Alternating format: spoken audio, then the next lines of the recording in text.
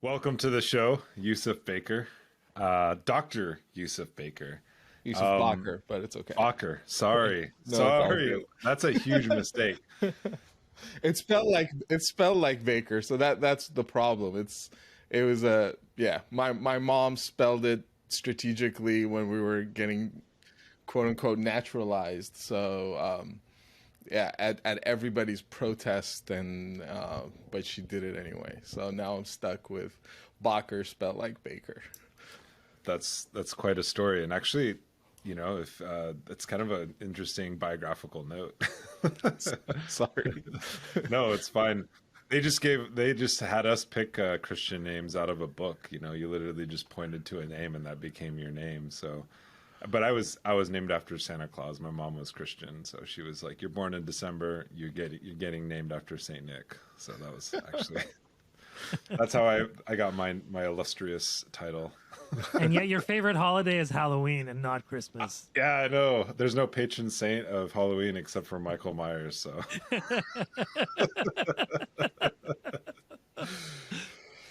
well, Dr. Baker, thanks for joining us. And we have a lot to discuss. And we have a sort of cold, lighthearted intro to talk about a really heavy subject, something that's actually quite devastating in many ways. But before we get into that, can you just introduce yourself, who you are, and how you came to this particular project of the Iraq War and the invasion of Iraq?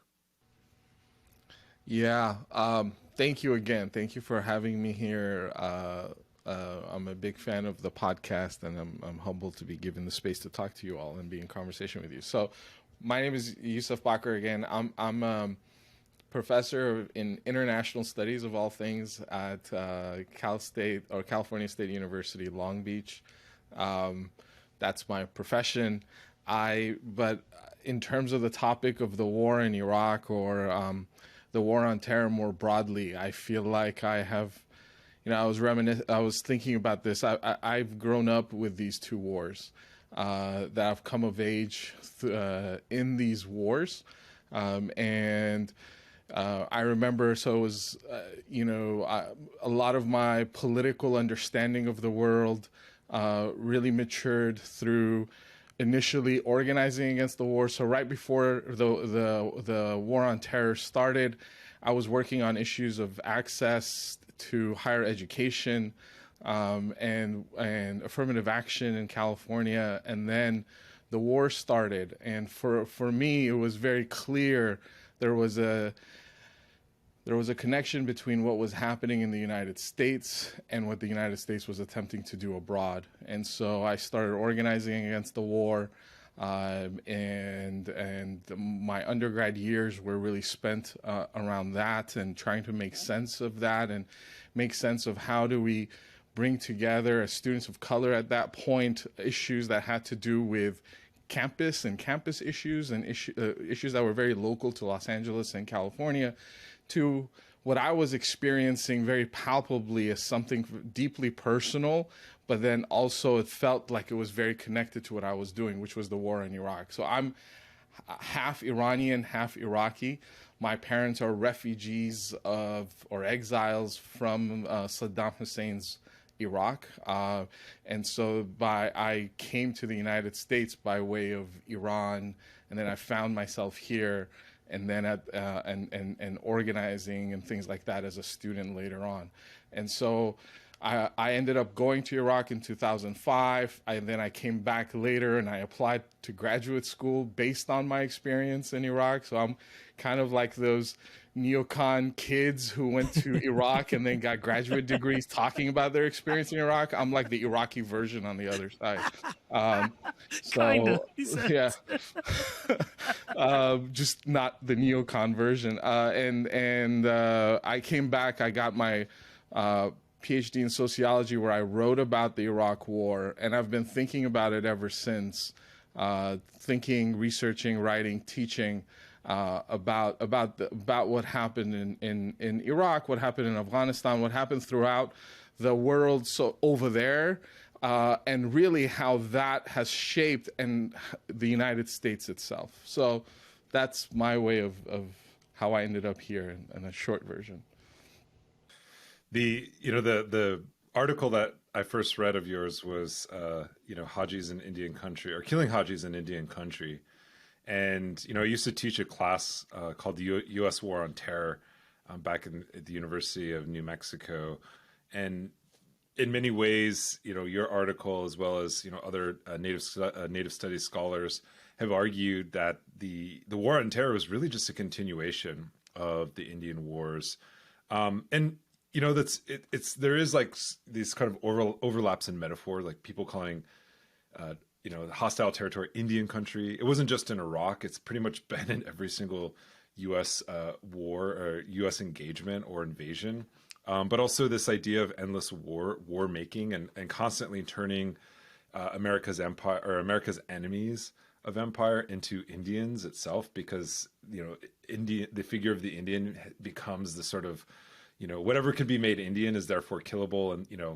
And this is like both a literal kind of, it's not just metaphorical, it's also literal, because quite literally the John C. Yu uses Modoc prisoners as a legal model for enemy or stateless non-combatants who don't essentially have rights, so therefore they can be tortured in places like Guantanamo Bay. But in this piece, you really flesh that out. And we were joking earlier before we record about how this was your first piece, and there's some things you might have rewritten, but maybe walk us through the arguments that you're making in this particular piece, in this essay, and also like why you wrote it at this particular time.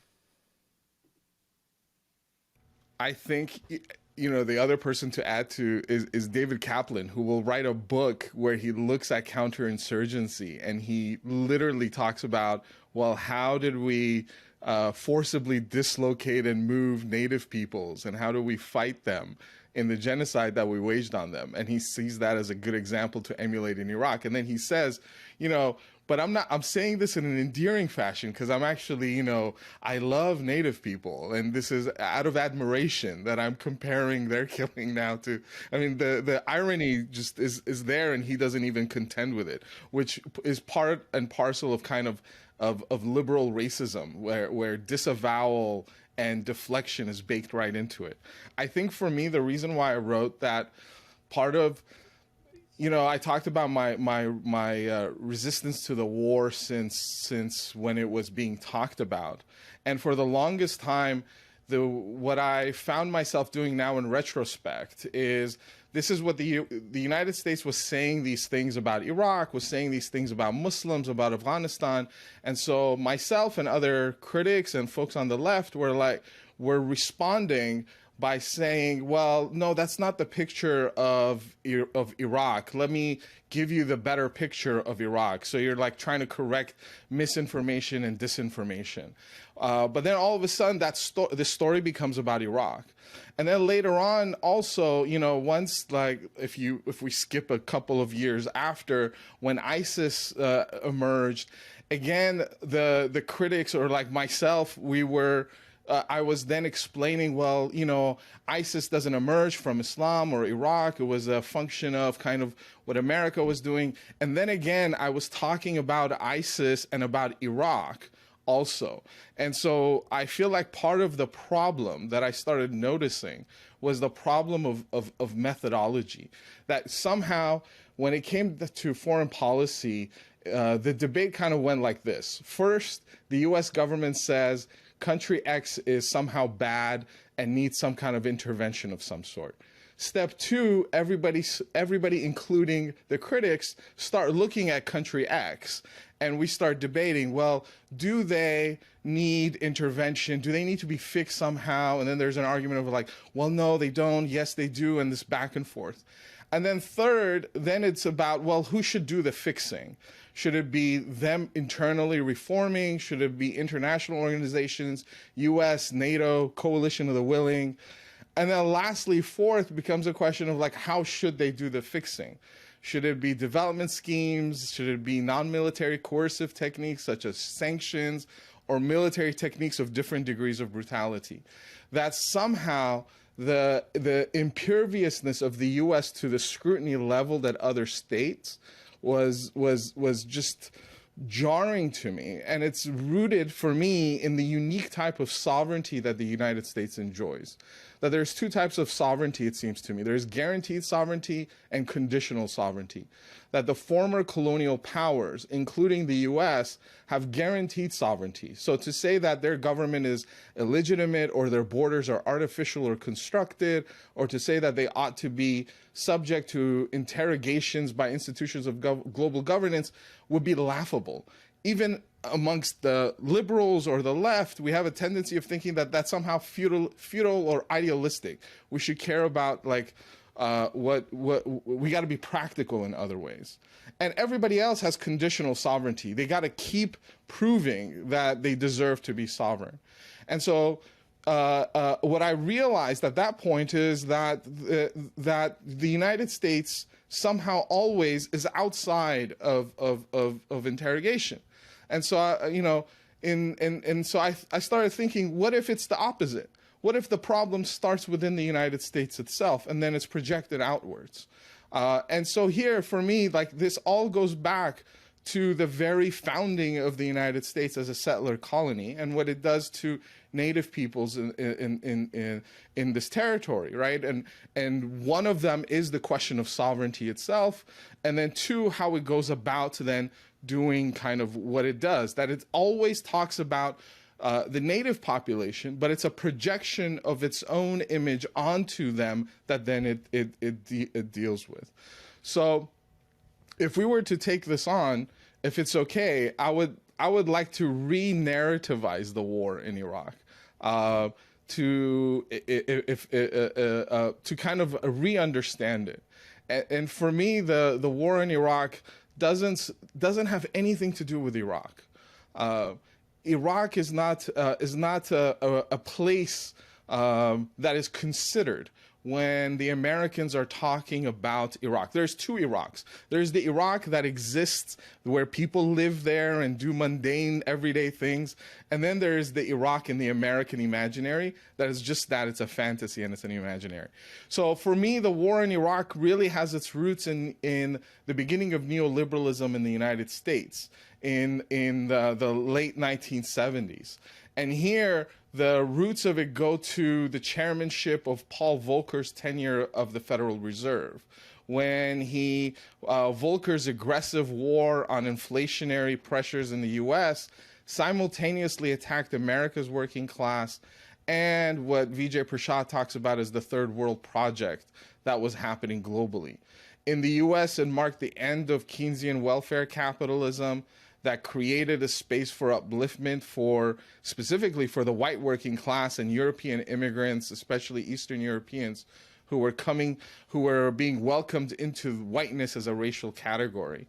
And at the same time, this neoliberal restructuring then decimated the social wage in the U.S., it created precarity amongst people as neoliberal restructuring transnationalized production, deindustrialized the U.S., and eviscerated private sector unions. And so this created a political problem where the state was unwilling to provide support to people who were being dislocated by a profound restructuring of the capitalist economy. So then the way that this problem was resolved for the U.S., how do you deal with the people that are being kind of the economic ground from under them was being pulled, was through kind of white supremacy, this enduring white supremacy and anti-Black and anti-Indigenous racism that constantly throughout the history of the United States was used to bring disparate forces within the American elite together. So neoliberalism, when it came in and it hollowed out liberal political institutions in the U.S., it really enabled the rise of neoconservatism, despite the ideological tension between neoliberalism and early neoconservatism. So neoconservatives, now we understand them as having they're being very foreign policy heavy.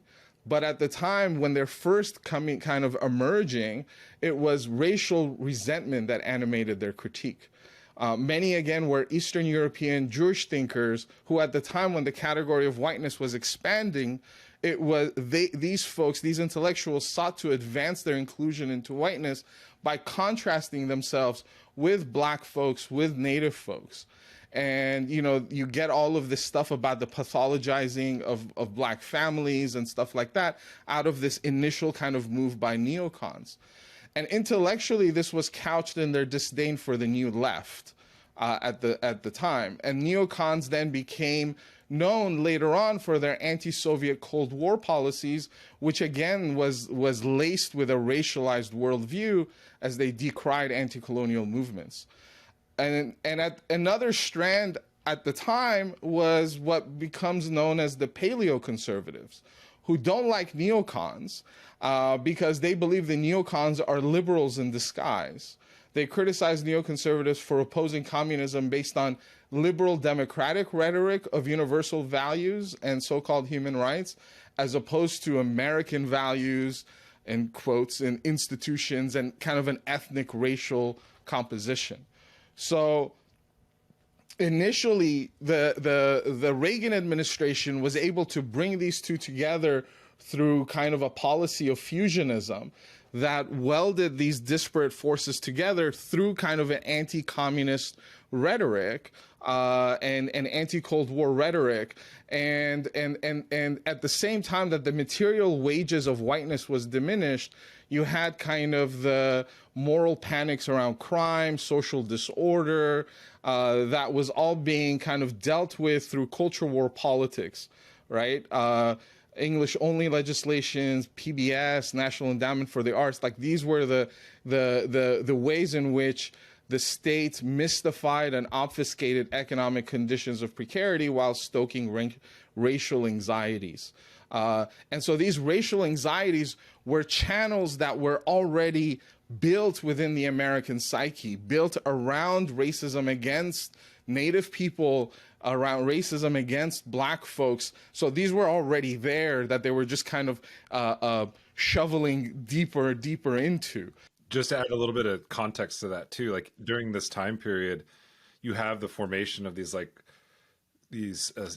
ostensibly grassroots reactionary movements against what was known as the treaty rights movement, right? So you have, this is where you get the Bundys, because they're looking at the federal government as overstepping and introducing, special rights legislation and upholding,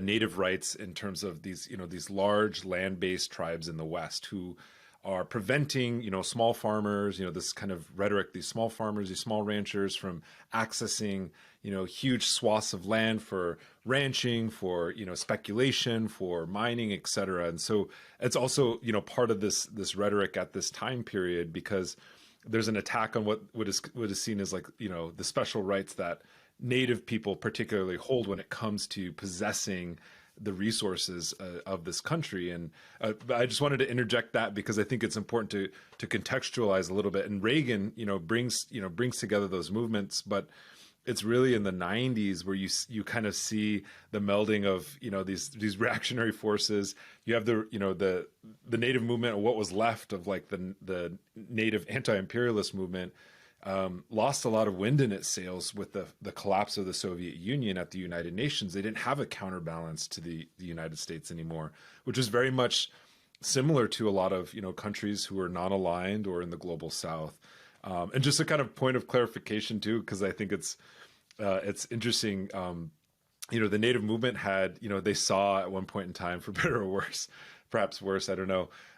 They saw like Saddam as, as a figure, that they could look up to, like the Ba'ath movement, a nationalist movement, a nationalist state. And in fact, they met with Saddam Hussein, and he recognized the 1868 Fort Laramie Treaty as a treaty, and also had met with the Islamic Republic of Iran and got, them to recognize the treaty as well. So there's this kind of like golden era of internationalism, and you kind of see this, if you look at it through a lens on a domestic scale, there was a lot of reaction to not only the internationalism, but the growing and the burgeoning power of Native sovereignty, right?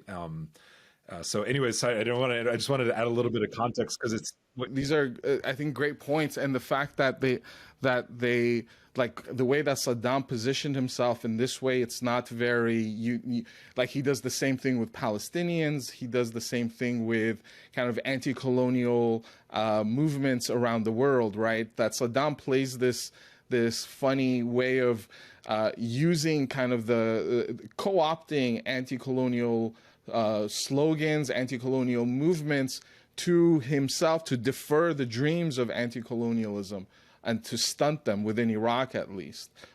Because, he comes after the Ba'ath movement comes out of the coup d'etat against Abdul Karim Qasim in the early part of the 60s.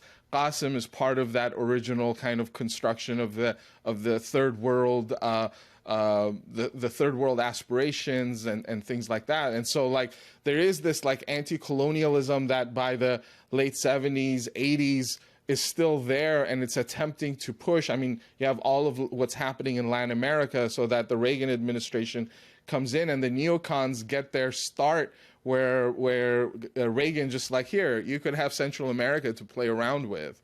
And then you get all of the kind of counterinsurgencies that happened in the late 80s. Like this is the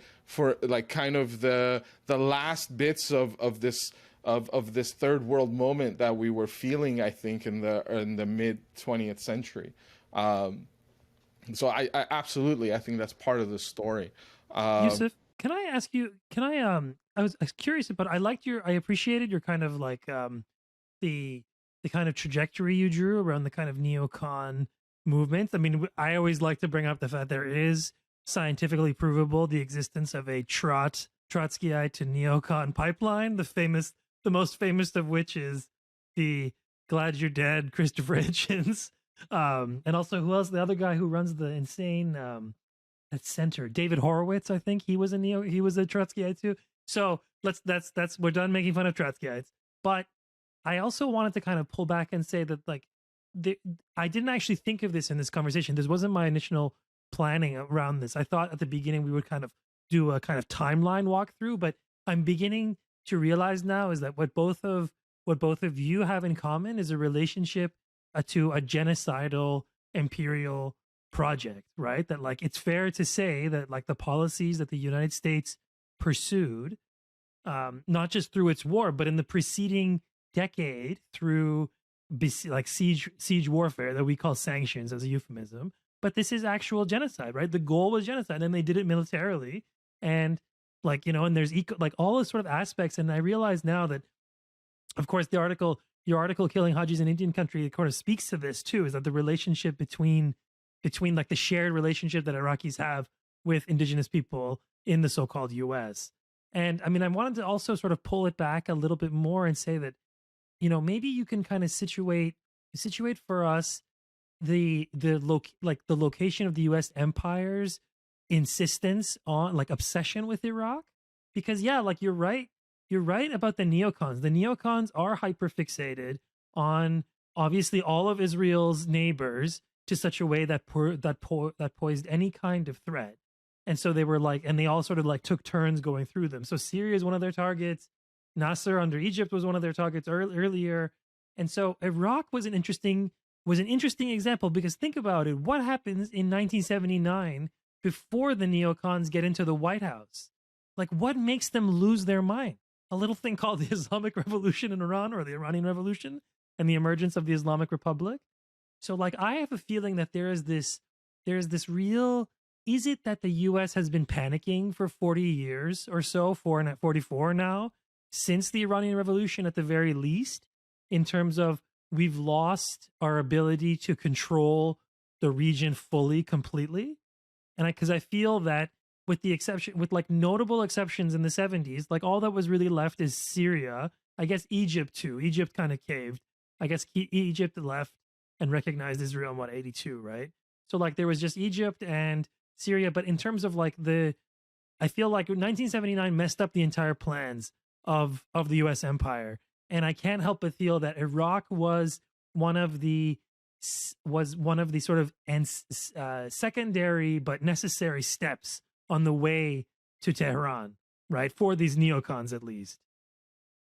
Yeah, I mean, 79 is painful, right? I mean, you lose Iran as a bulwark ally in the region to now a government of whatever you want to think of what happens in the Iranian Revolution and then the Islamic Republic is a government that is attempting to assert its sovereignty and its independence. And so it wants to have its own kind of thought process. This is going to be a problem for the Americans. I think 79 and then later on with the hostage crisis, the other thing that happens is that there is this shift away. So as the Soviet Union collapses in 91, this is a process for me that really begins with the Iranian Revolution all the way until kind of the first World Trade Center bombing, where the figure of the communist other, the communist as being on the as the illiberal subject or outside, the outsider figure becomes replaced by the figure of the Muslim. And so the Muslim becomes the quintessential illiberal outsider. And again, this is something that throughout the history of the United States, you need this quintessential outsider that liberalism is attempting to bring in, often through violence. I mean, again, this is like the frontier logic replaying itself. And so then you get the construction of the Muslim other, and in some ways then Iraq is at the same time both Muslim and then also has all the outward trappings of that third world anti-colonial sloganeering of Saddam baked into it. And so it is discursively a very kind of nice place to kind of move into.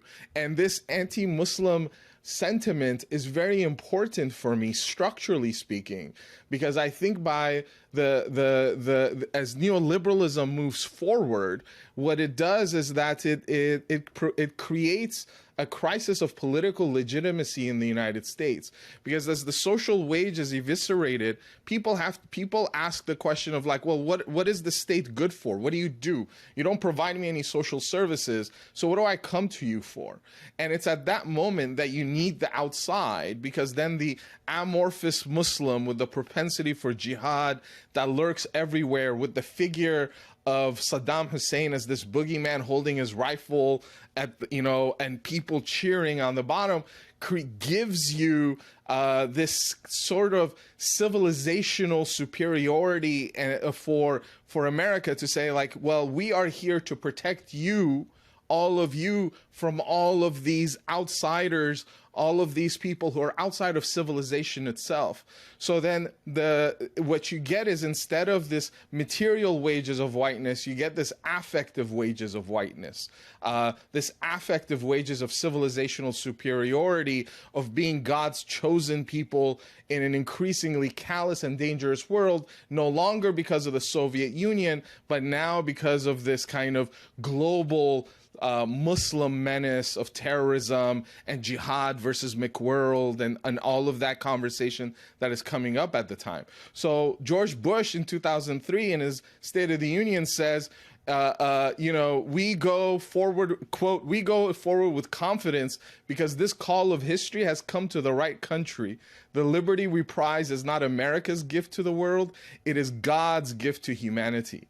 And so with those words give you this connection to the government that at the same time you had lost, because what is the U.S. good for? And so it brings together even the conservative detractors of liberalism with kind of the liberal supporters to create a new kind of unlikely alliance to move forward. So the obligation of the liberal nation state now becomes, how do you create a state in the heart of darkness in the space of in this Muslim space to create civilization again, to create liberalism, to create all the things that make America great and everybody else. So it gives you an ability to define the world at the very moment in which those definitions no longer the ones that you had before of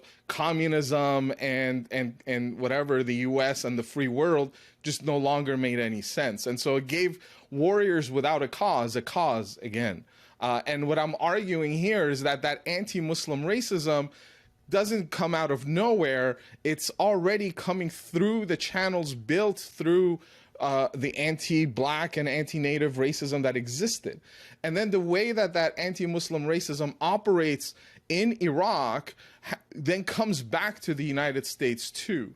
So in the post-Katrina and then the post-2008 devastation of the economic devastation of 2008 crisis, you get the Americans do to the U.S. what they did to America. So they do to Detroit and to Katrina what they did to America, and then what they did to Iraq. And then de-development. De-development. And then the military expenditures that go to Iraq, all of a sudden they find themselves coming back to the very same cities that then 10 years after, during the pandemic, were the hotbed of kind of resistance to police brutality, because those were the police departments that got militarized through the military, through the weaponry that was coming back from Iraq. And then that anti-Muslim racism that kind of pushes and gives fuel to the wars in Afghanistan and Iraq is the very thing that creates the kind of the common sense to build policies of surveillance and police militarization in the US. So then all of those things structurally that get created in the US aren't necessarily about Muslims or don't necessarily hurt Muslims, but rather who do they hurt? They take aim at the Black folks, at brown bodies in the United States. So there's this kind of this movement transnationally that these things are relational and they create each other, as opposed to these distinct categories that are different and far away from each other, what happens in the US and what happens in Iraq. And so for me, I mean, to go back to the first question, that's why you have to think of Iraq and what happened to Native folks in the United States together, or what happens to Black folks and what happens in Iraq together. So I always thought of, like, when Black Lives Matter was happening, like Black Lives Matter was an Iraqi issue just as much as it was, a Black issue in the U.S. Hearing you talk, it's like bringing up memories of when I was a kid, and I was thinking about this because I've been reading a lot of Supreme Court documents talking about, like, Supreme Court justices, the most educated people, allegedly in the United States, who are weighing in on treaty rights, indigenous rights whatsoever. And there was one judge who made this comment. It's kind of sticking in my head right now. He says, what every American schoolboy knows. And what he meant by that is, like, what every American schoolboy is taught in school about indigenous people, that they were always at war. We don't really know, it was this kind of amorphous past that existed here before Europeans brought civilization. We don't really know what it was, but all we know is that they were savages, right? And this is the doctrine. This is like federal Indian law in a nutshell. That's literally what it when you really boil it down, to get, we're not supposed to simplify things like that as academics, but that's really the mentality that they have. And, even in the recent hearings on the Indian Child Welfare Act, you hear, I believe it was Judge Alito saying, well, how can you say that there's a common indigenous identity when they were all at war with each other before Europeans came? And that's the attitude that they have. And I was thinking about what I actually know about Iraq and the education I got when I was in grade school. And I remember the first time I was in first grade, and I remember we were writing letters to troops who had participated in Desert Storm. And I didn't know what was going on, but that was the only interaction. Whatever it was, the GI Joes were out there and they were doing good things, right? Knew nothing about the people that they're in the civilization, that they were attacking. But that's like what every American schoolboy knows, even as an indigenous, person.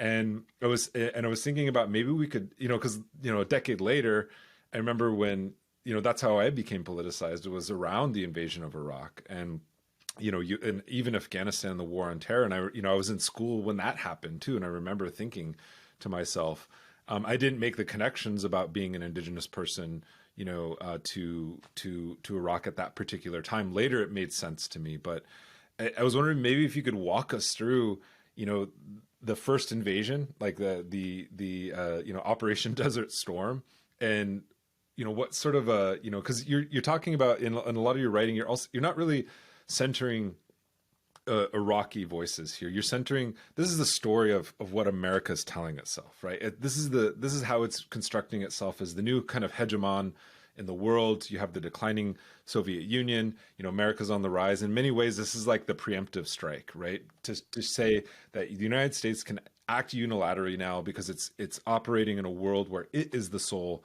sort of superpower. Yeah, and for me, it's I don't mention or I don't center Iraqi Voices on purpose because I want to reset, because it's always, again, is told through there's something happening over there that there is a response to, when in reality it's not anything that's happening over there, but it's the projection of the problems in the United States onto peoples over there, so that the peoples over there are not part of the conversation, but yet they become the world the imagination of the West gets built onto them. So in the example that you have of Samuel Alito talking about, like, he doesn't know anything about Native peoples or Native history. He's completely making it up. And he is then creating laws based off of a complete fantasy that he has of this place, which is the same thing that happens in Iraq. So like Joe Biden at the time was he was part of the Senate Foreign Relations Committee, and his big like foreign policy around Iraq that he was very proud of because he got bipartisan support for it was that Iraq should be split up into three, and there should be a federal government. There should be like the Kurds and then the Sunnis and then the Shias. And everybody thought this was genius. I mean, to this day, he talks about this. That's Indian policy, by the way. Exactly. But it's like Iraq is the same thing. It's like he has actually no idea of the geography or demography of Iraq. He just has an idea. He has this fantasy of the place. And just like Samuel Alito, he's in a position to implement policies around a fantastical place that doesn't exist on the world, and yet have consequences on real people who do exist. And thus they kind of create the fantasies that they have in the real world, so that the Americans construct and create sectarianism in Iraq in a way that might not or did not have to happen like that, because they project their own anxieties, their own sectarian tendencies, their own inability to deal with people, with their own construction of difference and ethnicities and races in the U.S. onto another place. And they do the same thing on Native people. They do the same thing. I mean, this is what I say to Iraqis all the time. How do you expect a country who cannot deal with its own people, right? It cannot imagine what itself. So right now in the conversation around public safety, folks talk about, Republicans and Democrats talk about black cities or black areas in places like Chicago and Philly in a way that isn't real. If you go to these places, it doesn't look like the way they're talking about it. So these are places in the United States. Chirac, they say Chirac, right?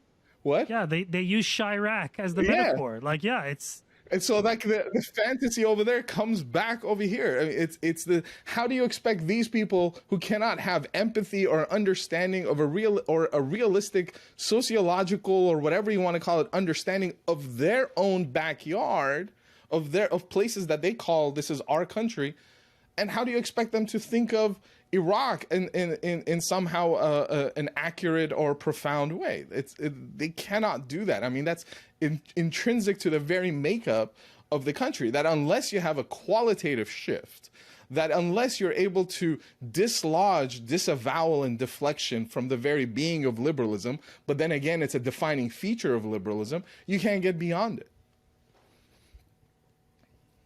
No, I was just gonna maybe just like you talked a little bit. So we're kind of slowly moving in a somewhat chronological time, but we're talking about we kind of got up to the 90s here with Joe Biden, but now like let's slow down a bit and talk about the prelude to the invasion, because there was a lot of things that happened before that.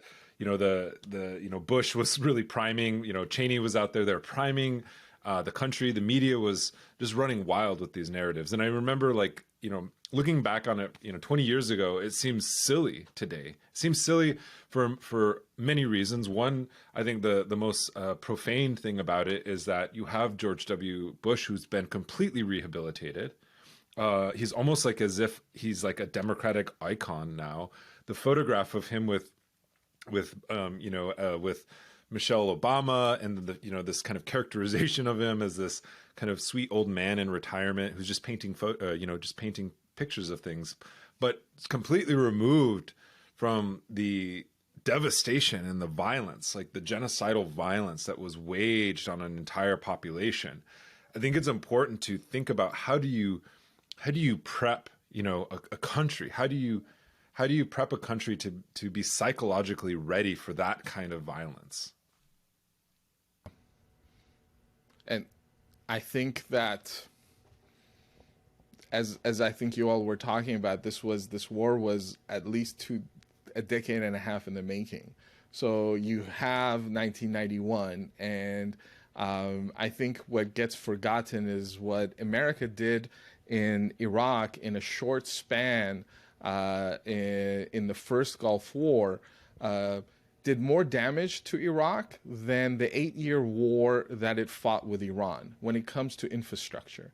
So the war that was fought, and I've interviewed a couple of a bunch of Iraqis who lived at the time in Iraq, and there's this the story that's usually is like the war was fought on the borders with Iran, and so there was a lot of pain and suffering that happened, but a lot of it was felt at the borders. So if you were in Baghdad or if you were more inlands, you didn't necessarily feel it. The Americans, when they in 1991 went after all of the infrastructure, the social infrastructure of the country. So sewage plants, electrical plants, water, like these things that you need for everyday survival, these were all destroyed. To the point where, I mean, the Americans themselves say this, the United Nations said this, that they sent Iraq to an industrialized society to a pre-industrial state. And then there was the siege of Iraq, that is one of the most effective sieges ever laid on a country in the modern history of humanity, didn't allow Iraq to reconstruct itself. And so then after that, you get 2003, that starts with, they called it shock and awe, because it was supposed to, the violence that they were going to level at Iraq was supposed to shock you and awe you of America's power. And so that comes after the sanctions and after the siege and after 91 Gulf War. And so for a decade and a half, if you were in the United States, you didn't think anything was happening in Iraq, or if there's anything happening in Iraq, you thought the United States wasn't necessarily a part of it, or if you thought that the United States was a part of it, it was worth doing what the United States was doing. As Madeleine Albright says, these are just the birthing pains of democracy. I mean, it's all worth it, which is what then later on Condoleezza Rice says when the Jenin massacre was happening and when Israel was bombing Beirut later in the 2000s. These were the birthing pains of a new Middle East, which is again, when the Americans when the settlers were moving west, these were the birthing pains of a new liberal society, that the violence inflicted on people, that violence is supposed to baptize you through fire, and you are now reborn as a civilized liberal person. I mean, I believe that they are genuinely believe in this kind of stuff, because otherwise you have to believe that you're somehow evil. But so the people were then already primed in a sense to kind of see Iraq in that way. And then by the time that you get into 2003, with the war on terror, with the questions around terrorism, it was even hard to say that what the Bush administration was saying was wrong. You couldn't, there was no way in which rationality could have an entry point into the discourse when Bush said, oh, the Saddam Hussein supports Al-Qaeda. anybody who knows anything, it's like, well, these are not people who go together very well. On the one hand, you have these Salafist Islamists, and then you have Saddam Hussein, who's a secularist. He's very much against these guys, never really, and somehow we're supposed to believe that they go together. I mean, only in a warped imagination in which the other place doesn't actually exist on paper, is just your fantasies, which are a construction of your own internal anxieties and contradictions that constantly change as you constantly change, and you constantly are dealing with your own internal contradictions. Only in that state does it make any sense to connect Saddam Hussein to September 11th. And so I think there is this long investment in the construction of white supremacy that keeps changing from time to time, that allows for us to believe that this is okay. And that white supremacy is baked into kind of American nationalism and American exceptionalism, that no matter what, America is somehow as a state of exception in which it is outside of law, but it's able to implement or create law onto other people. And so I think in that way, the discourse was already set up, the narrative was already set up that you could latch onto and use. Now, having said that, there was massive amounts of resistance to it, right? I mean, we were probably all out in the same rallies across the world. I mean, the February 15th, 2003 protests that occurred all over the world against this, that Bush called, oh, well, these are just, what did he call them? Focus groups. Focus groups, right? So there was resistance to this, but yet once America went in there, and this is where I think liberals and liberalism need to be acknowledged as a fundamental problem that we have. Because liberals are who then they're the grease that make this go, right? They discursively are the ones that enable you to believe at the same time in the civilizational discourse of the United States and yet do illiberal things. Because the liberal, like Barack Obama will come back later on, like the liberals are able to kind of circle these squares, or is that how it goes? And so I think that's an important part of the conversation.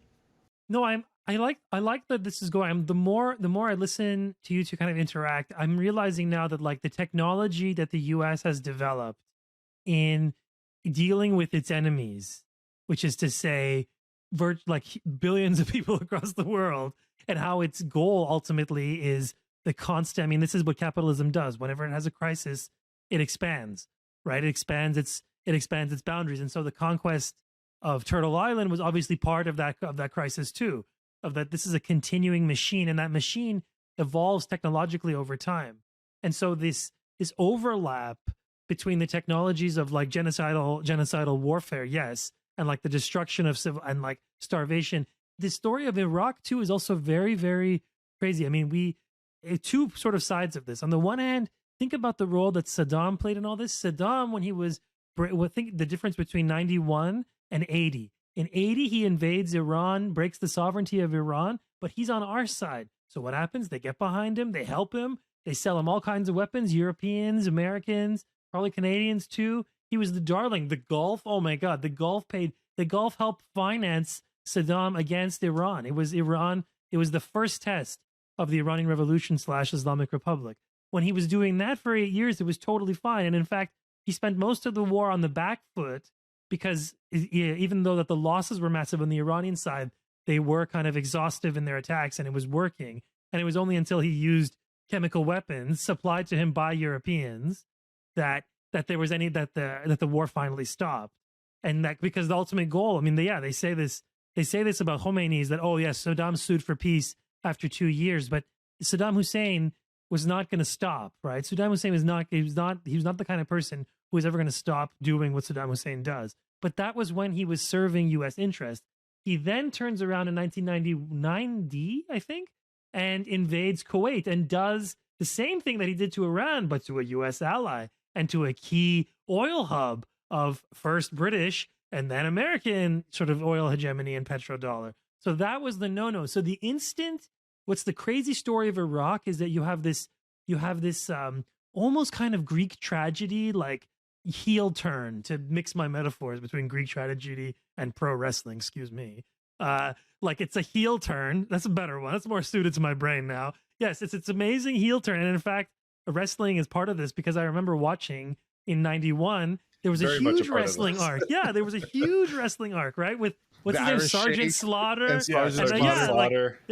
Like this is so like for me, so this story of Saddam's sort of like transformation from our man and our ally and our comrade, and also he was that before too, right? He was in contact with the CIA since the 60s.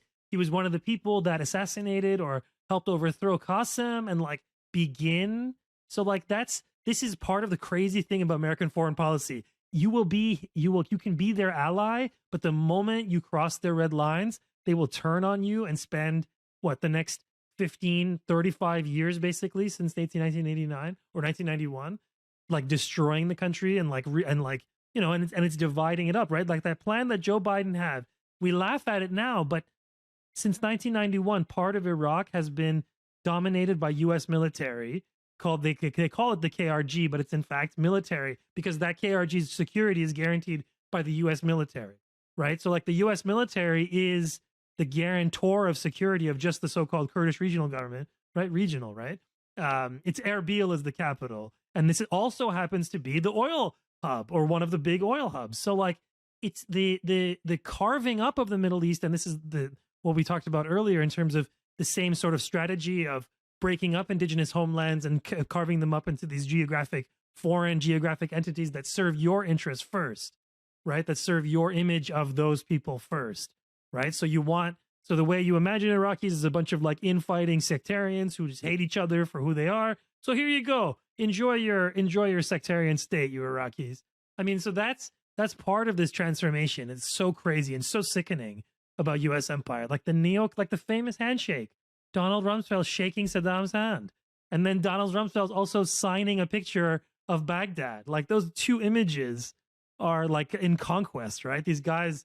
I mean, it's crazy. Just to say this out loud, we watched a colonial like sacking of a country, like a good old fashioned colonial sack and loot job, and it wasn't even, and then they turned the cameras off because they let the cameras on be a while. Everybody fought over it. And I completely agree with your assessment that it's like the concern machine, like your kind of theory of US empire and regime change is very good. I'm going to clip it out and use it. Because it does sort of map a kind of typical technological kind of development of this process. But in the case of Iraq, it's so insanely vicious because the worst that awaited them is what the cameras went off. Not just literally in terms of like Abu Ghraib. Abu Ghraib was just one little example, right? There was way more violence. And then the violence continued in the 2010s through ISIS of all people, right? ISIS was their proxy, was like the gift that Americans left behind to Iraq. And they left them also with a broken military that didn't have a chance. So like this unfolding, insanely violent, like almost operatic story of modern Iraq from the 60s is just so mind-boggling. It's so, and I don't know, that wasn't even a question. This is just can I ask a question out of that? Yeah. Thanks, Nick. Yousef, because in listening to Sina talk, but also this, this question that I'm thinking about, and as you're talking, Sina, I'm just thinking about how, the Iraq War is very fresh, right? You see these think pieces that are coming out right now in the Times. There was a Times video, about the American soldiers and the psychological toll it's taken on them. And I was just thinking about, as a historian, I go back and we read, archives of the memoirs of soldiers who fought in the Indian Wars. And I can't, there's not the same kind of like remember. It's glory. It's like we won, like this happened, but there isn't any regret. There isn't like this kind of like pontification, and I can't imagine what it would be like to find if there was something like that. A soldier saying he was psychologically traumatized for killing unarmed, my relatives at the Wounded Knee massacre in 1890, or exiling, Dakota people from Minnesota and then chasing them and then, culminating in a massacre of like 400 at Whitestone Hill. That you don't find that in the archives. I'm sorry. What's that? You don't find that kind of remorse in the archives. No. And this is and it's making me wonder the kind of political work that's happening in this moment in time. And I'd like to hear your thoughts on it, because, you know, everything that Sina's laid out and everything that we've talked about here, there's so much immense violence and psychological trauma, like that's being inherited, you know, by Iraqis of subsequent generations. An entire generation of Iraqis is almost decimated because of this war, you know. And even within the American, you know, consciousness about what has happened, there's no real understanding. In my opinion, there's no real empathy. I can't see it other than looking through the lens of soldiers who, you know, committed these war crimes and these atrocities. And I want to get your reflections on that, because, you know, this is kind of might lead into the next section here, because you did, you know, you were there, you interviewed people, you're very close to this. But I want to understand, like, why is it, you know, it makes me a little bit pessimistic, because if the United States, after 2 decades of war and invasion and occupation of a country, cannot grapple with the real history of that occupation and the real violence, how the hell are they going to grapple and understand centuries of warfare against indigenous people? Is it a lost cause? You know, like, I'm feeling really pessimistic here. Yeah, man. It is. I mean, I'm always struggling to not have what Affective calls political depression, where the what you used to do to alter the political conditions around you, or at least to make you feel better because you were resisting them, no longer give you that feeling anymore. Because it's truly mind-boggling and sad. So let me give you maybe 3 things. One, I think the way in which we do not care about the death of thousands of people is astounding, right? That the amount of people that died in the 91 bombardment of Iraq by the Americans is unknown. The amount of people that died as a result of Americans allowing the Saddam to mow down people in the 1991 insurgency that people fought against to try to topple Saddam, that was undermined by Americans because Americans were afraid of who would take over for Saddam. And so instead, the CIA was attempting to find ways of toppling Saddam, but keeping the Ba'ath government in there. And there's all of this now, documents that are coming out to show the different ways in which they were trying to pick who was going to win. And in the process of picking, they were okay with thousands of people being murdered by Saddam's army while they were there. Like, they could see them coming into the barracks, taking their weapons. Then General Schwarzkopf in the treaty that they signed with Saddam allowed Saddam to use his helicopters and his fighter jets when he could have easily not allowed them to. So there was that. Then the 500,000 to 1 million people that die as a result of the sanctions, put that aside too. Then as a direct result of the war, we don't know. The estimates are between 100,000 to 1 million people that died. And the fact that that number is so wide itself says something, because at that point it's like ridiculous. It doesn't matter. 100,000 to 1 million. I mean, that's not even a range that makes any sense. But it's because who cares, right? The life of an Iraqi is not worth that much. So on the one hand, you have that, but then on the other hand, you know, there was the insurgency of Iraqis that at the time when I was there in 2005, there was one memo that came out that said that on a daily basis, there were 411 attacks against American military presence in American military targets in Iraq on a daily basis, spread throughout all of Iraq. And of course, what was reported is that all of these insurgents were 1 Sunni, 2 connected to Al-Qaeda. So one of the ways in which Americans weren't able to be successful is specifically because of the resistance of Iraqis and what Iraqis then did that altered American plans in Iraq. So that's point one. Like, we just have no way of contending with that death, and we want so that exists. The second, you know, I do feel, mostly as a teacher, I could speak about this continued experience of these veterans coming to me once they find out I'm Iraqi, to want to talk about their experience in Iraq and what they did in a confessional way. To be like, look, I've done terrible things. And folks who have, it's very clear that they were traumatized by what they did, none of which they understood at the time they were doing. They only figured out later. So, you know, these are people who are like, let's say on a ship that is, the missiles are going from the ship to Iraq, and they're the ones pushing the buttons, but they don't know that this is this is killing people on the ground. And so I had a student of mine who then says, I only made the connection because I was reading the news and the time of day things happened and what was happening on my ship, and I was able to put two and two together.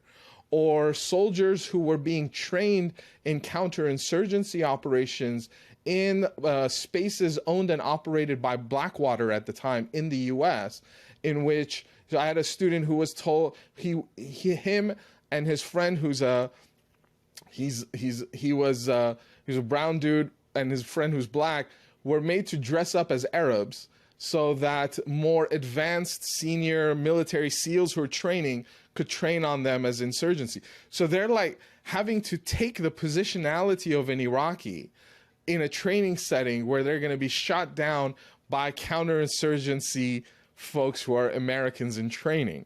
So in some senses, I mean, that gives me a sense of maybe a hope that then you have these people who are now, I mean, these students of mine are all now working and writing and talking against the military because of the experiences that they had. So that gives me a sense of hope. But then I come to a place like now, the 20th anniversary of the war, and you turn on New York Times, you turn on, or you don't turn on the New York Times, but you read the New York Times or you turn on the news media, and it's as if, again, what happened in Iraq is a complete fantasy that they're telling. So that, you know, the stories is of the American Sniper, the movie that becomes like one of the top grossing movies of all time. These are still, you know, the shows and the movies that are getting made talking about Iraq. So there is a very willful construction of a narrative about how we're supposed to remember Iraq. In fact, what is happening now in Ukraine in terms of America's positionality or position within the war in Ukraine is part of it is attempting to reposition itself as somehow being the arbiter or having a moral superiority or a moral high ground, because in some ways it lost that in Iraq. And so it's whitewashing, or it's washing itself of kind of that memory, so that we are now remembering Iraq in a different way. And again, part of me feels like it has to do that. This is part and parcel of how the United States and I think liberalism has to operate. It operates through liberal racism, for me, operates through construction of difference, and then saying those things that are different are very distant from each other, both spatially and temporally, and then through disavowal. So difference, distance, and disavowal. So like, this place is different from that place, and we no longer are responsible for that place because it was so long ago, temporally. And whatever happens, it's not us. You disavow any kind of culpability in that. And you have to do that, because to not do that then is to take responsibility, to say that you're culpable, that you are part of the problem, that then you look at the other and say it's your fault. So everything that they say about the Muslim as a cultural deficiency of the Muslim, that they are savage, that they're barbaric, that they are backwards, that they are against law and order, those are, you know, the very things that they have to disavow from, or they have to contend with the fact that those are the very things that describe them. And so then that becomes a problem. So to hold yourself, you have to say that, like, I am not an imperialist, even though I have an empire. I'm against those things, even though those are the very things that I do. Yeah, I mean, it worked for them. It worked for them at home for so long. Like it's the basis of their own country. So why is it bad if they export it to Iraq? Like it benefits their economy. It benefits their I mean, I don't know. I'm more cynical than you are, Yousef. I don't know. I don't teach veterans, so I wouldn't know like how I'd feel. But I think that most I would say like what America lost 5,000 people at most. I mean, that's the ones they admit to. Americans lie about their war casualties, sure, but and also they farm out a lot of their war to these private mercs who then they don't have to admit to and do the whatever. But so it's whatever. But let's say it's a fraction of what Iraqis lost. So at the end of the day, like I don't know, for me, the idea and God knows what was looted and God knows like all the where did the gold go and the destruction of the country and like what's ravaged there. God knows what sexual violence took place, like all those things and a layer of those things. And then there's this other thing in my brain when I think about all this. And I was like, then this is one chapter.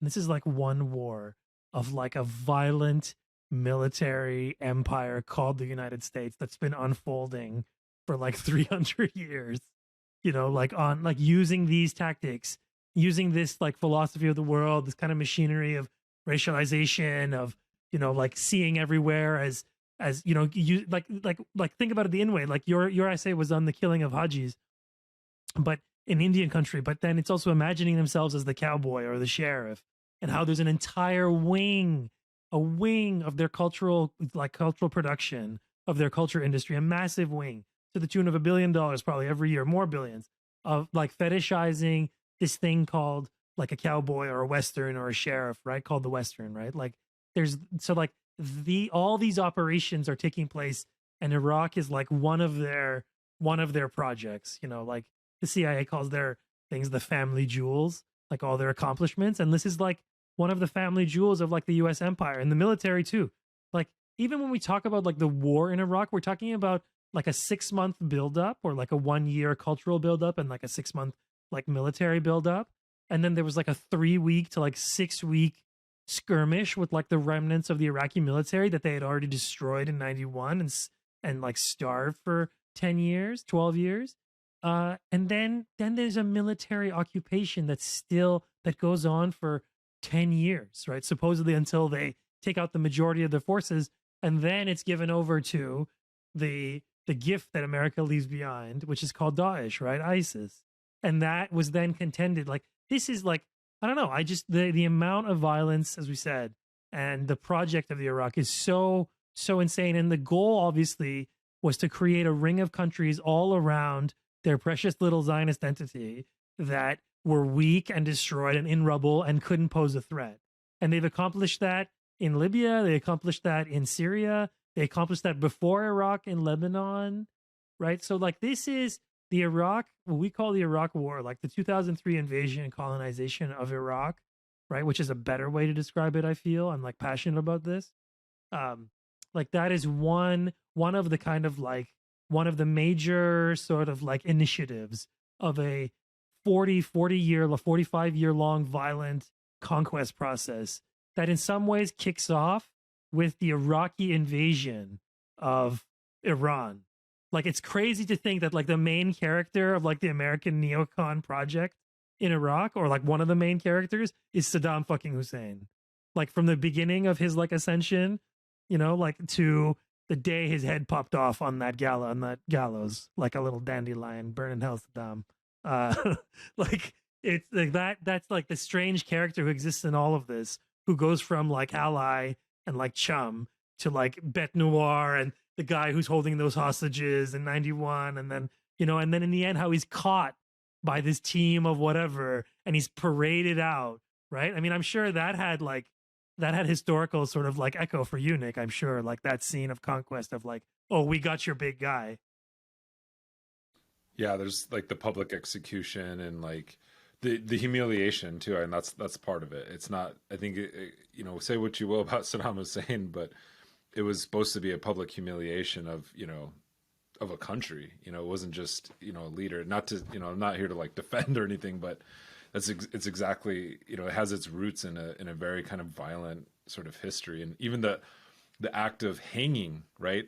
That's how they executed leaders in indigenous resistance. They hanged them. It wasn't like by firing squad. It was kind of a very brutal, act. And even the Modoc, resistors, they were hanged, and they took a piece of wood from the gallows and actually sent it to the Supreme Court to make a gavel out of. So, like, well, the Americans would say that for Saddam, it was the Iraqi government that hanged him and not the Americans. And thus they would say that the brutality and the evil that happened was a result of the Iraqis, who were sublimating their, years of oppression under Saddam through that act.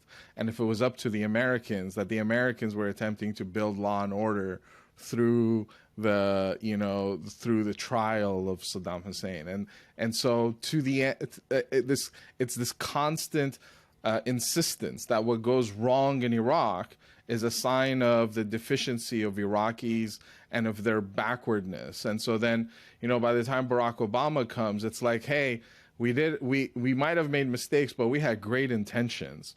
And the problem, our mistakes, some of them were, maybe we did bad planning, but a lot of them were things that were fundamentally wrong with Iraqis and with Islam and Muslims. This is like Barack Obama trades in white supremacy. He's full of this, and so that is part of that conversation too of Saddam Hussein. But can I say, for me, I want to push back on one thing, and I like, so the uniqueness, there's some things that I think come out of Iraq that is pretty unique or is going to be pretty important for the 21st century. One I think you touched on, which is the surveillance and technology and new ways of waging war. New ways of waging war so that you don't have to bear any of the consequences, even if you make a mistake. Like, even if you lose the war, so you lost the war in Afghanistan, for example, but you didn't really lose that much. And even the things that you lost in terms of economically, the government spending money on weaponry, it was a government investment in the private sector. So really, you didn't necessarily. It was a space of capital accumulation. So there's that. That's one thing that that is new about Iraq. The second thing that's new about Iraq is counterinsurgency. I think there's a lot of innovation that comes out of the new ways in which America is going to do counterinsurgency. And one of those is going to be that counterinsurgency no longer is going to be an act of military and police, but it's going to be a quote unquote whole of government approach. So the United States, every Department of Education, Department of Labor, all these departments were actually involved in the occupation of Iraq. They had bureaucrats sitting there to teach the Iraqis in all of this. So that is novel. And David Petraeus's book on counterinsurgency then becomes a model that gets instituted, gets experimented in Iraq and Afghanistan, that moves forward. And then the third is the nature of neoliberalism, because I don't necessarily think that Iraq was colonial in the way that we think of colonialism. So the way I think about colonialism is a world of dependency and of core and periphery, where where you extract profits from this unequal geographic division of the core that is industrialized and a periphery that isn't. Under neoliberalism, I think what Americans sought to do in Iraq was to integrate and open Iraq up to the global economy. So in that way, the American military was acting on behalf of kind of a global investor class, a global capitalist class, in a different way than, like, let's say Americans were waging war to benefit American private sector. They were benefiting private sectors from different places, including, for example, Iran. The Iranian businessmen were doing great in Iraq right after the occupation. And so in that sense, I don't think America wanted chaos. I think they wanted to create Dubais and Abu Dhabis across the Middle East. So that, like, capitalist and consumerist fantasies that force you to forget third world dreams, to turn a blind eye to the suffering of workers and migrants, and subdue your intrinsic basis for, like, freedom and justice by sublimating it through conspicuous consumption. So, and in the meantime, destroy the environment by building environmentally friendly buildings in places where you shouldn't be building in the first place, only to create spaces for like speculative capital investments, because money can no longer be made in what we could call a concrete or economy, or an economy that builds something of value. So that the Americans wanted to build this stuff in Iraq itself. Now, the problem is that stuff just doesn't work, and you can't do that. Or that neoliberalism and capitalism fail as a tool of reconstruction.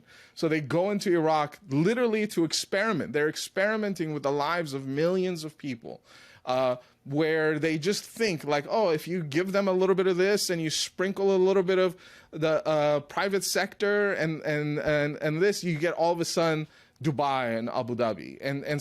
And of course you don't, and then you sow chaos. And then the chaos, which is the effect, becomes, and you look at the chaos and you say, look, it's so chaotic. That's why we went there in the first place. But it's like, no, man, you created that. And now you're using that as the evidence for why. And so then what the Americans have, I think, do is not so much in constructing chaos. Their bad planning and the things that they deeply believe in create chaos, as opposed to what they say they do, which is create stability and well-being and whatever. But what they've become really good at is crisis management. That crisis management is a place in which capital is accumulated. Crisis management is a place where they launder their kind of their self-image. And so they live in a constant state of crisis management. And that crisis management is a lucrative business. I mean, reconstruction is a lucrative business, whether it's post-physical disaster of like natural disasters or post-war. One of the things that come out of the Iraq war and Afghanistan is the role of NGOs. And nobody talks about the NGOs and what these guys did and the role that they played in counterinsurgency. I teach in international studies, the place where we promised students that they could go and work in NGOs to make a better world. And it's like, my friend, NGOs are just counterinsurgency operations, all having to do with the American state or other states. So like these things, aren't talked about. So I don't think America is sowing chaos. I think America's bad ideas create chaos that then they come and save, and thus they make money off of. And then their reconstruction builds more chaos, which then they come and try to save, and they make more money off of. They're just like bad consultants who constantly make money because they give terrible advice, and their consultancy also has like machine guns and tanks and drones too. So. Nick, what's your timeline? I'm pretty good for right now. I mean, I think this has been a really great interview. I'm going to have to take off here soon, but you guys keep going at it. So this is actually really, I could sit here for hours listening to this. It's like everything you wanted to know, but also knowing it just makes you like descend into deeper depths of despair. Like everything you're saying, because like even this I remember there was this thing that just came out. I can't remember who posted it. It might have been Alan McLeod or Benjamin Norton, about how the future of what Davos kind of people imagine Ukraine being this future kind of like neoliberal utopia, and this war will have a positive effect because it'll allow for outside foreign investment and the privatization of certain elements of the Ukrainian state, what is left of the Ukrainian state after this war, and just the cynicism involved in that, because no one, I mean, I'm not like an expert on Ukraine or the war, but just reading the New York Times on a daily basis can tell me that that's not going to happen. Like, that is not a future. That is not a viable future. And thinking about these kind of pipe dreams that were promoted in the invasion of Iraq and the occupation of Iraq should be a warning to any country. Is like, this is, you're not going to get Silicon Valley in the Middle East. You're not going to get it in, Eastern Europe. this isn't what the United States does. You know, this isn't this isn't the outcome of these kinds of projects. But anyways, that's all I have to say. I have to get going here. But thanks so much, Yousef, for taking the time. Oh, thank you. I really appreciate it. I constantly feel like I am a crazy person because you live in a state of disavowal and deflection. And so you're like, wait, am I seeing the world? Like, am I living in the same world that you all are living in? So it's spaces like this and talking to you all or listening to your podcast is a place like, okay, maybe I'm not I mean, I'm crazy, but I'm not like totally crazy. Well, it's like I was singing the other day when I was reading Manufacturing Consent, and I was just like, where's this for, you know, like, where's this like complete refusal to, you know, glorify the American war in Vietnam? Like, where's that with Iraq? We don't. It's kind of scary. I mean, there's things that happened after Iraq too, which, you know, you can say a lot about, but it's like, this is a moment where it's like, I don't see a lot of critical. You see a little bit in the academy, but, you know, the kind of after the 20th anniversary, there wasn't really a critical appraisal of it, and it really bothered me, and I'm still sitting with it. And I don't, you know, I'm not trying to project my traumas onto you, but I can't imagine what it's like to be an Iraqi, to have to live with that, you know. And it's one thing to be an indigenous person, to see this whole fantasy land created around you on your land, you know, to your detriment. And it's another thing to be, you know, from a country that the United States has pillaged and destroyed, and to have somewhat of a glorification, but also this really warped kind of, really, I don't even know, like, walking away from the coverage, I don't know what to even think. Like, what are they trying to portray to Americans to like think about this war? It just seems like a really kind of sad attempt. And maybe it's because there are other social forces and other things that are happening in the United States that just, you know, for most Americans, like, just pale in comparison, or, you know, have captured their attention span right now, which is sad. Also, that's also very sad. But I just think there's just this huge, you know, hole in my heart when talking about Iraq, and I don't know how, you know, how to, if there's a resolution at the end of this, you know, and what that's going to look like. But I'll leave it there. I don't want to get too like gloom and doom. I'll let you guys have the floor from here. But take care, y'all.